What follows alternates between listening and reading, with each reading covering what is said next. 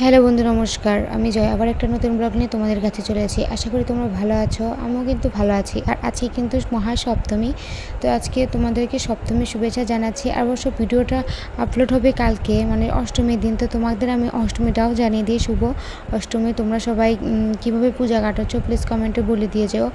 আর জয় বিনা lifestyle চ্যানেলে তোমাদের সবাইকে স্বাগত। প্রতিদিনের মতো আজকেও কিন্তু আবার একটা নতুন ব্লগ নিয়ে এসেছি। সপ্তমী পুজো হলে কি হবে, কাজ কিন্তু করতে হবে। আসলে এগুলো একটু শুকানো আছিল, তাই ভাবলাম রাঙা দিয়ে নিই, যেহেতু পূজার ভিতরে রোদ হচ্ছে। যদি পূজার পর আবার বৃষ্টি নেমে যায় তাহলে তো আবার কাজ হবে না। তার জন্য আর কি পূজার ভিতরেই রাঙা।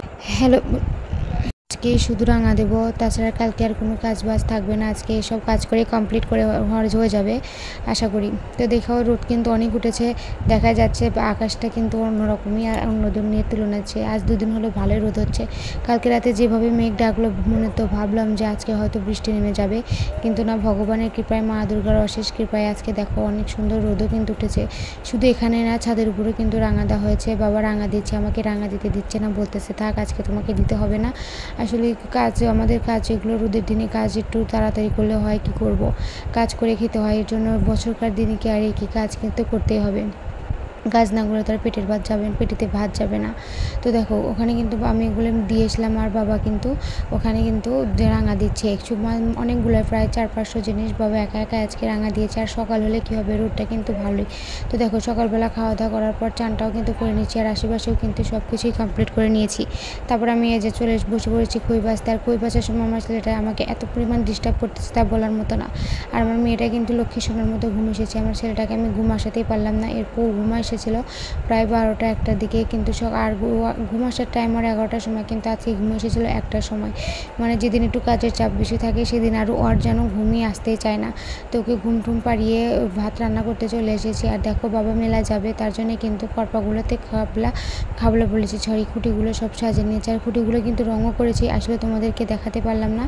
দইয়ের খুঁটি না, ছড়ি খেলনা বাটিগুলো কিন্তু রঙও করা হয়েছে। দেখো গ্লাসগুলো রঙ করার পরে দেখো অনেক সুন্দর কিন্তু লাগতেছে, তাই না? আসলে ছোটো বাচ্চাদের জিনিসগুলো ছোটো বাচ্চাদের যেমন কিউট লাগে, তেমনি তাদের খেলনাগুলোও কিন্তু দেখতে অনেক কিউট লাগে। তো ওরা কিন্তু চুলা, আর এটা কিন্তু ঝাঁঝর। এখন অবশ্য অনেকে ঝাঁঝর চিনবে না, কারণ এখন তো সবাই, আর এটা কিন্তু খুঁটি, এখন তো সবাই মাটি, মানে নিজের হাতে বানানো মুড়ি কেউ খায় না, এখন সবাই দোকান থেকে কিনাতে যে পাওয়া যায় সেগুলাই আর কি খাওয়া হয়। তো দেখো এখানে কিন্তু তোমাদেরকে আমি পুতুলে দেখা দিচ্ছি, আর পুতুলগুলো কিন্তু 4-5টা কালার করা হয়েছে। এর ভিতরে একটা কালার, এখানে কিন্তু লাল, গোলাপি, নীল সব কিছু কালারই আছে। তোমরা কিন্তু একে একে সব কিছু দেখতে পারছো। আর এগুলো কিন্তু রঙের কোটেগুলো আর একবারেরটাও ছিল, আজকেও এবার কিনে নিয়ে এসেছে। আর দেখো পাটাগুলো, মানে সবগুলোই কিন্তু কমপ্লিট হয়ে গেছে। বাবা সব ব্যাগ করে গোছাচ্ছে, মানে প্যাকিং করতেছে। এখন আজকে যাবে না, সপ্তমীতে যাবে না, কারণ সপ্তমীতে এখানে অতটা ভিড় হয় না, তার জন্য যাবে না, যাবে অষ্টমীতে। তো দেখো তারপর কিন্তু দুপুরে রান্না কিন্তু আমি চলতেছে এদিকে, এদিকে ওটি কালাই দিয়েছি গ্যাসেতে, প্রেশার করে গ্যাসেতে সিটিও হচ্ছে। আর আমি বসে বললাম একটু আলু ভাজতে। আলুগুলো ভেজে নিয়েছি, অনেক আগে কেটে নিয়েছি, ভেজে নিই। আজকে কথা বলতে কেন জানি না দেরি হচ্ছে, বুঝতে পারতেছি দেরি বলেছি, ভুল হচ্ছে। দেখছো ভুল কথাটা বলতে আমি কেমন জানি এলোমেলো হয়ে যাচ্ছে, খুব ঘুম পাচ্ছে আজকে। মানে এখন বাজে প্রায় 11টা 10, আমার ঘুমের কারণে কথাগুলো আমি ঠিকঠাকভাবে বলতেই পারতেছি না। তোমাদেরকে আর কি বলবো, আসলে শখ করে ইউটিউব চ্যানেল খুলেছি। এখন শখের কারণে আমার যে কতটা কষ্ট হচ্ছে সেটা একমাত্র আমি জানছি। না পারছি ছেড়ে দিতে, না পারছি ধরে রাখতে, একটা ব্যাপার হয়ে গেছে আমার। তো দেখো ডালটা কিন্তু আমি সিদ্ধ হয়ে গেছে, আর ওদিকে চোপাতে কিন্তু আমি জল গরম বসিয়ে দিয়েছি। আর এদিকে কিন্তু আমার আলু আর পটল কিন্তু কাটা একদমই কমপ্লিট হয়ে গেছে। এখন ধুয়ে নেব, মানে ধুয়ে তুলেছি। সঙ্গে কিন্তু ভাবলাম আলু কম হবে, তার জন্য আমি আর কয়েকটা ঘরের ভিতর থেকে আলু নিয়ে এসেছি।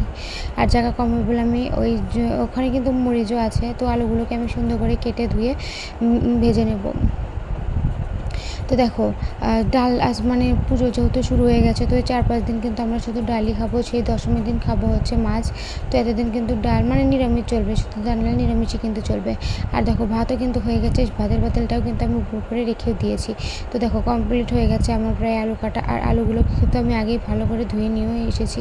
তো দেখো তারপর এছাড়াও কিন্তু আমি কিন্তু বেগুনও বেঁচেছি। তো রান্নাবান্না সব কিছুই কমপ্লিট, রান্না হয়েছে প্রায় 2টার সময়, কিন্তু আমার কিন্তু দুপুরে খেতে হয়েছে প্রায় 5টার সময়। আসলে যে ছাদের উপর থেকেই সরাগুলো নামিয়েছি। এটা তো এক ভ্যান তোমাদেরকে দেখাচ্ছি, এর আগে আরও 3 ভ্যান কি 2 ভ্যান নেওয়া হয়েছে, সেটাও দেখাচ্ছে। আর এদিকে বাবা গরুকে জল দিবে দেখে পাতিলগুলোর উপরের মধ্যে জল পড়াচ্ছে।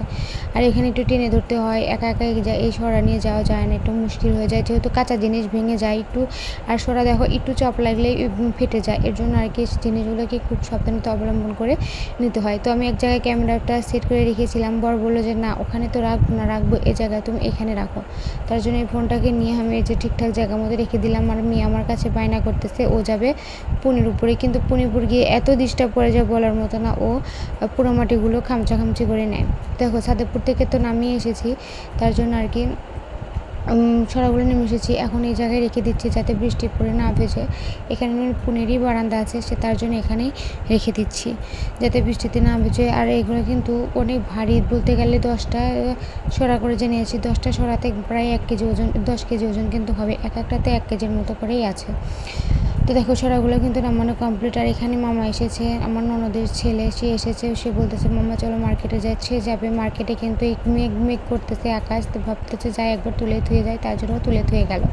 তো দেখো এখন কিন্তু বিকাল প্রায়, খাওয়া দাওয়া কিন্তু কমপ্লিট হয়ে গেছে। আর আমি কিন্তু হাত মুখটাও কিন্তু ধুয়ে নিয়েছি, আজকে চানও করিনি, কাপড়টাকেও ছাড়িনি। তারপর কিন্তু আমি খাওয়া দাওয়া করার পর কিন্তু যে নারকেলগুলোকে নিয়ে বসেছি, নারকেলগুলো ছোবলাগুলোকে প্রথমে ছাড়িয়ে নিয়েছি, তারপরে যে ধুয়ে ফাটাবো।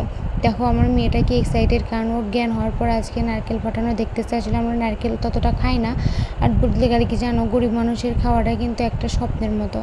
নারকেলগুলোর দাম এত পরিমাণ যা বলার মতো না, প্রত্যেকটা নারকেল পিস পড়েছে প্রায় 150 টাকা, আর জোড়া পড়েছে 300 টাকা। এখন এবার আর নারকেলের নাড়ু খাওয়া হচ্ছে না, এত দাম বেড়ে গেছে যা কি বলবো।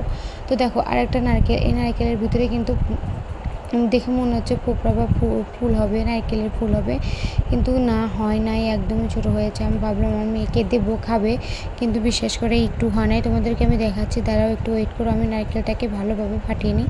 দেখো দেখতে পারতেছে একদম ছোটোটা হয়েছে। ও বলতেছে মা মনা, মানে ও বোঝে না তো, তার জন্য। আর আমি কিন্তু বসেছি একদম বেলকনির চিবিতে, যাতে কোনোভাবে ওরা 2 পাশ দিয়ে ঢুকতে না পারে।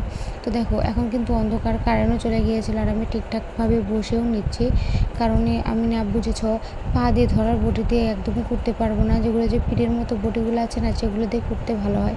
আর আমাদের বটিতে একদমই ধার নেই, কি আর করব। তার জন্য বটিটা নিয়ে এসেছি আমার ননদের কাছ থেকে, কিন্তু নিয়ে এসে কোনো লাভই হলো না। আমি বটিতে একদমই কাটতে পারতেছি না, মানে নারকেল কুড়াতে পারতেছি না। আর এদিকে তো আমার ছেলে মেয়ে দুটাই ডিস্টার্ব করতেছে। তোমরা জানো যাদের 2টো বাচ্চা একসাথে আছে বা যমজ বাচ্চা আছে, তারা জানে এর কষ্টটা কী। আর দাওটা কিন্তু নিরামিষ, তার জন্য আমি কাগজ পেরে তারপরে পলিথিন দিয়ে মানে থালটা দিয়ে রেখেছি। আর এই জানো আজকে দাও খুঁজতে 4-5 বাড়ি গিয়েছি। দেখো আমাদের দাও দেই হচ্ছে, কিন্তু 4-5 বাড়ি বছরের দিনে আমি চাইতে গেছিলাম। আর দেখো এই পাশ থেকে কিন্তু আমার ছেলে দেখতেছে খুবই আগ্রহী হয়ে। আমি ওকে খেতেও দিয়েছিলাম, কিন্তু একদমই খায় না, মুখে নেয় না, মুখে নিলেই থু দিয়ে ফেলে দেয়, মনে ভাবে এটা বানিয়ে হ্যাঁ। তো দেখো আমার ছেলেটা কিন্তু অতিরিক্তই ডিস্টার্ব করতেছে। আর ওর প্যানও নাই, যাই হোক প্যান আছে কিন্তু পরানো নাই। তো তোমাদের সাথে তো আর একটা কথা শেয়ারই করা হলো না, কালকে কিন্তু আমি মার্কেটে গিয়েছিলাম, মার্কেট করেছি। তো দেখো তখন কিন্তু আমি যে ফোনটা যে রেখে দিয়েছিলাম, তখনই কিন্তু আর ফোনটাই করাতে পারিনি। এদিকে মা কিন্তু করিয়েছে, তখন কিন্তু প্রায় 7টা বেজে গেছে। আমি ওদেরকে সন্ধ্যার সময় বিছানাটাকে পেরিয়ে দিয়ে ঘুমা এসেছি। তারপরে এই যে রাত্রে এই কাহিনিগুলো ঘটতেছি, কী আর বলবো। আসলে মা এগুলোকে এড়ে নিচ্ছে। আসলে এটা কিন্তু সন্ধ্যা না, বিকাল আগে, সন্ধ্যার আগে, কারণ মা দেখতেছে যে দেখি তো আমাদের বুটিটা হয় কি না হয়। তো দেখো সেখান থেকে দেখে শুনে এসে কিন্তু আমি চলে এসেছি আমার ঘরে, কারণ বিকাল হয়ে গেছে। বিকাল বলতে সন্ধ্যা হয়ে গেছে, লেগেই গেছে। আমার মনে নাই অতটা, আমি মনে হয় সন্ধ্যার বাতি দিয়ে আসার পরেই বিছানাটাকে গুছাচ্ছি। তো দেখো বিছানার গোছানোটাও কিন্তু হয়ে গেছে। এখন গুছাবো বলতে কি, সকালে তো তুলেছি বাসে বিছনা, কিন্তু এখন আবার একটু পরিষ্কার করে নেবো, যাতে মেয়ে ছেলেটার গাও কিন্তু না চুলকায়। আর আজকে দিনের ভিতরে ওকে প্রায় 3-4 বার ধুয়ে দেওয়া হয়েছে, শুধু কাদই বলা যার জন্য আর কি 3-4 বার করে ধুয়ে দেওয়া হয়েছে। আর এদিকে দেখো ওখান থেকে এসে কিন্তু নারকেলের নাড়ু কিন্তু চাপানো হয়ে গেছে। তোমাদের সাথে আমি শেয়ার করতে পারলাম না কীভাবে নারকেলের নাড়ু বানাই, তবে তোমরা যারা জানো প্লিজ আমাকে বলে দিও যে তোমরা নারকেলের নাড়ু বানাতে পারো কি পারো না।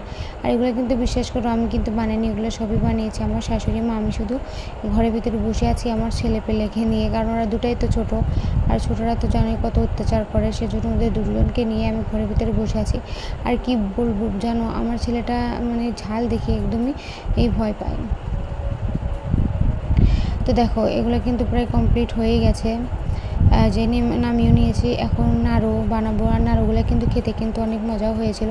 বিশেষ করে আমি ঘুমের তালে কি ভয়েস দিতে না দিচ্ছি আমি কিছুই বুঝতে পারতেছি না। যদি ভয়েসে কোনো ভুল হয়ে থাকে প্লিজ আমাকে ক্ষমার দৃষ্টিতে দেখবেন, কারণ আমি ভয়েসটা ওভার করতে গিয়েছি, আমার চোখ দুটো একদম লেগে লেগে আছে। আর আজকের ভিডিওটা প্রায় 11 মিনিটের মতো। তো দেখো নাড়ুগুলো কিন্তু অনেক সুন্দর হচ্ছে, দেখতেও কিন্তু অনেক সুন্দর লাগতেছে, খেতেও কিন্তু অনেক মজা হয়েছিল, আর দেখতে দেখো লোভনীয় মতো লাগতেছে। আর এগুলো কিন্তু গুড়ের নাড়ু, যার কারণে লাল হয়েছে, খড়ের লাল হয়েছে, দেখতে কিন্তু আরও অনেক সুন্দর লাগতেছে।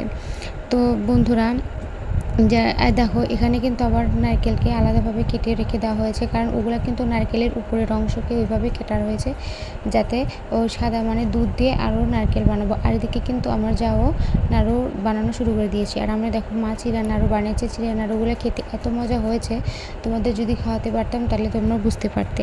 আশা করি। আর যে দেখো আমার ভাসতে মানে ওর মা নারকেলের নাড়ু বানাচ্ছে, আর এদিকে ও খাচ্ছে, আমাকে ভিডিও করতে দেবে না। তো দেখো আমার কিন্তু গুড়ের নাড়ু বানানো কমপ্লিট হয়ে গেছে। তারপর আমি আবার চিনির নাড়ু চড়ে দিয়েছি। আসলে আমার বর চিনির নাড়ু খেতে অনেক পছন্দ করে, দুধ দিয়ে চিনি দিয়ে নাড়ু বানালে এতটা মজা লাগে, আমার কাছে অনেক ভালো লাগে। কিন্তু এর ভিতরে যদি দারচিনি সাদা এলাচ দেওয়া যায় ঘ্রাণটা কিন্তু আর অনেক সুন্দর হয়, কিন্তু দিনই আমার বর একদমই খেতে চায় না, তার জন্য আর কি দেওয়া হয় না। যেহেতু তার পছন্দের জিনিসই বানাচ্ছি, তো সে তারই পছন্দের মতো যদি না রান্না করি তাহলে কি সে খেয়ে স্বাদ পাবে? একদমই পাবে না, মজাও কিন্তু পাবে না। তো বন্ধুরা যারা যারা আমার ভিডিওটা প্রথম থেকে একদম শেষ পর্যন্ত দেখেছো তাদেরকে কিন্তু অনেক ধন্যবাদ। আর প্লিজ আবার মনে করে দিচ্ছি আমার চ্যানেলটাকে একটু সাবস্ক্রাইব করে দিয়ে যেও, আর একটা লাইক কমেন্টও বলে দিয়ে যেও আমার ভিডিওটা কেমন লাগলো, আর একটা কিন্তু অবশ্যই লাইক করে দিয়ে যেও। আর আমার ভয়েসে যদি ভুল পাও তোমরা প্লিজ আমাকে ক্ষমা করে দিও, আর আমার ভুলগুলো কিন্তু তোমরা একটু কমেন্টে বলে দিয়ে যেও যে আমার কোথায় ভুল আছে। তো আজকের মতো এ পর্যন্ত, দেখা হবে আগামীকালকে আবার নতুন একটা ব্লগ নিয়ে। কালকে দেখাবো প্রতিমা ঘুরে ঘুরে দেখাবো। তো ততক্ষণ সবাই ভালো থাকবেন, সুস্থ থাকবেন।